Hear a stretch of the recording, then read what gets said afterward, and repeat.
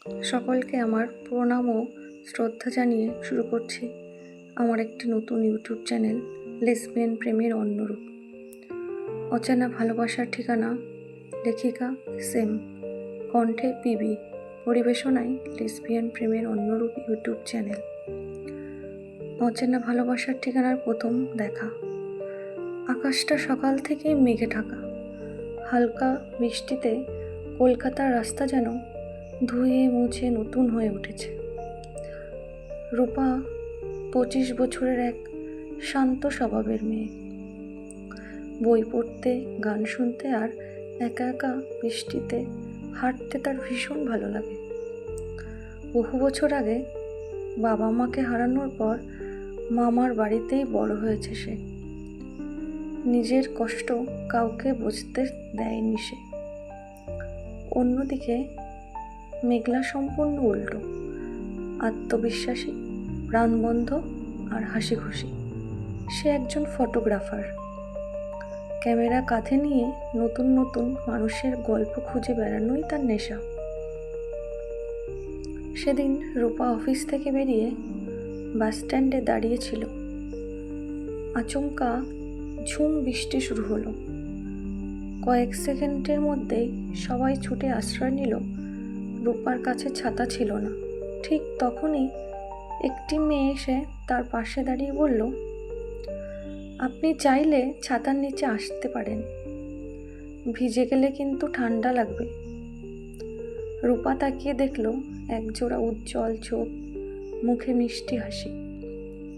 ধন্যবাদ, আমি রূপা। আমি মেঘলা। দুজন একসঙ্গে বাসে উঠল। খুব বেশি কথা হলো না, তবে অদ্ভুত এক নীরবতা তাদের মধ্যে আরাম এনে দিল। বাস থেকে নামার আগে মেঘলা বলল, আবার যদি দেখা হয় কফি খাওয়াবেন কিন্তু। রূপা হেসে মাথা নাড়ালো। পরদিন অফিসে যাওয়ার আগে রূপা কাছের একটি ছোট্ট কফি শপে ঢুকল। কফির অর্ডার দেওয়ার পর হঠাৎ পিছন থেকে পরিচিত একটি কণ্ঠ, দেখুন তো, আবার দেখা হয়ে গেল। মেঘলা। দুজনেই হেসে উঠল। সেই প্রথম তারা একসঙ্গে কফি খেলো। কথা বলতে বলতে কখন যে 1 ঘন্টা কেটে গেল কেউ বুঝতেই পারল না। রূপা অবাক হয়ে ভাবছিল, এত সহজেই সে কোনো অচেনা মানুষের সঙ্গে কখনো এত কথা বলেনি। বিদায়ের সময় মেঘলা বলল, বন্ধু হব? রূপা একটু লজ্জা পেয়ে হাত বাড়িয়ে দিল, হ্যাঁ, বন্ধু। সেদিন রাতে রূপার ফোনে একটি নতুন মেসেজ এলো, মেঘলা, আজকের দিনটা আমার খুব ভালো কেটেছে, শুভরাত্রি বন্ধু। রূপার ঠোঁটের অজান্তেই হাসি ফুটে উঠল। সে উত্তর দিল, শুভরাত্রি, আবার দেখা হবে। জানলার বাইরে তখনও টুপটাপ বৃষ্টি পড়ছে।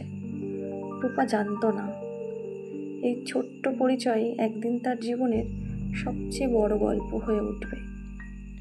অচেনা ভালোবাসার ঠিকানা। ভিডিওটি ভালো লাগলে লাইক, কমেন্ট, সাবস্ক্রাইব এবং শেয়ার করতে ভুলবেন না।